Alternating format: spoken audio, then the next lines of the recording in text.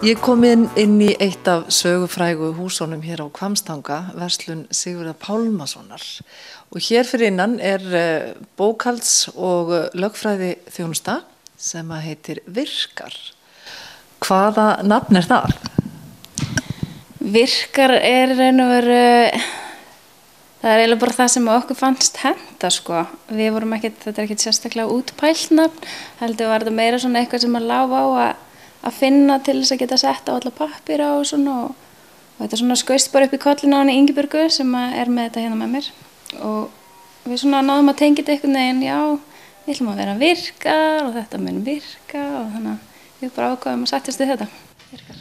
Málið það að þið ákveðið að flytja aftur heim til Hvammstanga og þurftu þið að vera svolítið líka bara að hafa trú á því eða hvað? Já, að koma þessu upp, já, algjörlega. Við samt svona eiginlega, við vorum ekkert búin að kanna kannski sérstaklega markaðinn fyrir þetta og hvort þetta muni hugsanlega geta gengið upp, en svona samt lítillega og okkur fannst það alveg verið möguleiki af því að líka okkur hafði langað sko dálítið í langan tíma til þess að koma tilbaka. Maður svona tengir svolítið sterkum böndum sko að hafa alls þínu upp og svona. Þannig að og sko tækifærin á svæðinu almennt bara til atvinnu eru kannski svolítið á skornum skammti. Sérstaklega þegar maður komið með eitthvað ákveðna menntun og svoleiðis. Þannig að þetta var svona eiginlega tækifæri fyrir okkur til þess að koma heim. Að það var svolítið að koma bara á fót fyrirtæki sem við getum þá starfa við. Og það eiginlega bara það sem við erum að reyna og svona okkar menntun, okkar tvekja saman hendar ágætlega í svona rekstur, viljum við meina. Þannig að svo bara sjá hvernig gengur. Þú ert lögfræðingur og hún viðskiptafræði menntuð. Já, hún sko með meistaragráðu í reikningshaldi og endurskoðun og ég sérst lögfræðingur, meistaragráðu þar. En þetta ekki einmitt svona menntun sem getur nýst hvar sem bæði á Íslandi skiptir ekki máli kannski alveg hvar þú býrð? Nei, jú, hún getur alveg nýst víðar heldur en bara hérna í Húnaþingi vestra og það alveg sýnt sig, við erum ekkert endilega bundið við það og þó sem maður kannski fyrst og fremst horfir á þetta svæði til að byrja með að þá það ekkert háð þeim takmörkunum að viðskiptin sé endilega á þessu svæði. Þannig að kúnnahópurinn getur verið hvar sem á landinu? Já, vissilega. En þú nefndir þarna áðan að það væri eitthvað sem togaði sterkt í mann aftur að koma heim. Það nú kannski það sem að einmitt bæjarfélögin víð út á landi óska að unga fólki vilji koma heim aftur. Hvað það sem togar sterkast í mann þegar maður kemur frá Hvammstanga? Það ekkert einn hlutur eða eitthvað ákveðið eitt sem maður getur bent á. Það meira bara svona eitthvað tilfinningin, mann líður best heima, þetta heima fyrir mann. Það eiginlega bara eitthvað svoleiðis.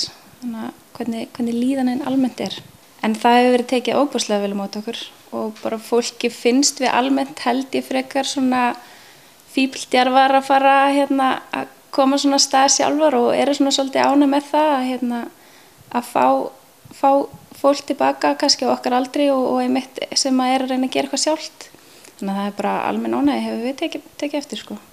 En nú virðist vera svolítið annar bragur á Hvammstanga heldur mörgum öðrum stöðum þar að segja það eru margir einyrkjar og fólk mikið að bjarga sér sjálft. Það hefur kannski bara svolítið þurft að skapa sér eins og ég var að tala um áðan að ákveðnar tegundir vinnu eða starfa eru kannski á skornum skammti þannig að þetta bara kannski þetta eitt af því fólki sem það alltaf eitthvað sem togar í og ákveður bara að bjarga sér sjálft. En þú ert að sinna fleiru heldur en lögfræðinni. Þú ert með vef sem heitir Norðanátt. Segðu mér aðeins hann. Já, Norðanátt búin að vera til í svolítinn tíma og hann stofnaði ég ásamt Kristínu Guðmundsdóttur. Hvorugar bjuggu á svæðinu á þeim tíma. Þá var ég að nema lögfræði á Bifröst og hún bjó í Danmörku og býr enn. En aftur þá kemur bara þessi tenging sem maður finnir svo sterkt fyrir og líka okkur fannst sko svolítið vanta meiri umfjöllun þetta svæði. Það eru vissilega vefir sem eru að fjalla þetta svæði núna og það hefur verið aukist. En það varð einhvern veginn svona alltaf aðeins út undan og okkur fannst svona þurfa að vekja aðeins athygli á þessu svæði. Við erum aðalega með svona bara hinar almennu fréttir svona, þá erum við að reyna að einskorða við þetta svæði eða þá brottflutna, húnvetninga og eitthvað svona, það verður að vera eitthvað tenging sko.